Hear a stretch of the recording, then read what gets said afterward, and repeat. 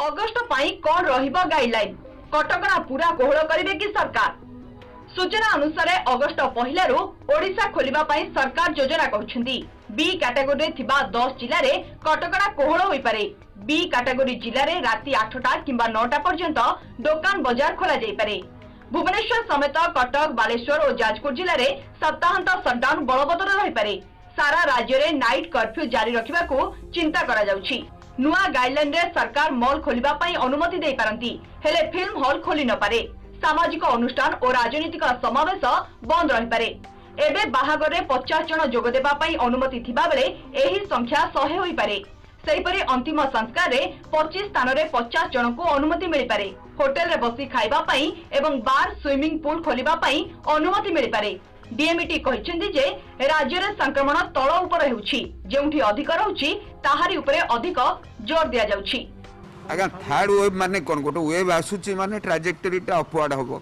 आपण तो निजे कहउचंती हमर ओडिसा रे बर्तन ट्राजेक्टरी डाउनवर्ड अछि। तणु बर्तन स्टेज रे हम केमिति कहबो जे थर्ड वेव आसी जाइछि बा आसीबो हम लक्ष्य करिवा, कारण थर्ड वेवटा केबे आसीबो केतो सबु कंट्री जे गोटे निर्दिष्ट समय आछि से कथा नु। को कंट्री मासे पर आछि, कोठी 4 मास पर आछि, कोठी भी आसीनी। तेणु आमर भी कौन हम परिस्थिति आम देखा।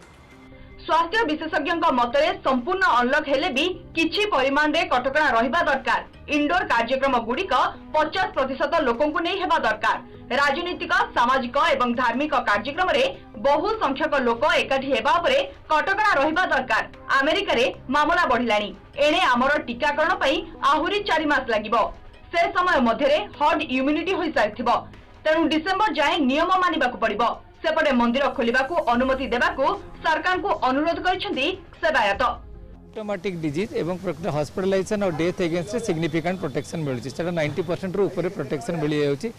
एटा हमर डेथ एवं हॉस्पिटलाइजेशन ऊपर जोटा कि हमर दरकार एवं ट्रांसमिशन ब्रेक करिबार टिके ये ही पारे, कारण माने एटा नेला पर भी हमर ब्रेक थ्रू इन्फेक्शन होछि। किंतु आपण जदि ब्रेक थ्रू इन्फेक्शन देखिबे केसेस गुडा बहुत कम।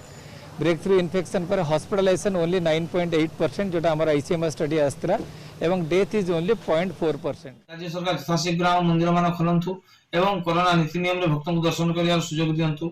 नचेत आगामी एवं एही संबंध रे आगामी रविवार भुवनेश्वर थारे हमर एक ओडिशा मंदिर सेवा संघ तरफ एक बैठक अनुष्ठित होउची। अनुष्ठित परे आमे बाध्य होबु राज्य सरकार को चाप सृष्टि करिया पे एवं राज्य सरकार को प्रतिवाद करी आमे विभिन्न पंथा अपने मंदिर खोलिया। देश में जदि केउठी संक्रमण बढ़ुची तेबे एहा तृतीय लहर लक्षण बोली धरा जिवो, कारण प्रति पैंडेमिक रे एभଳି देखा जायछि। भुवनेश्वर वीडियो जर्नलिस्ट गौरीशंकर दास का सह सरोज मलिक, एमबीसी न्यूज।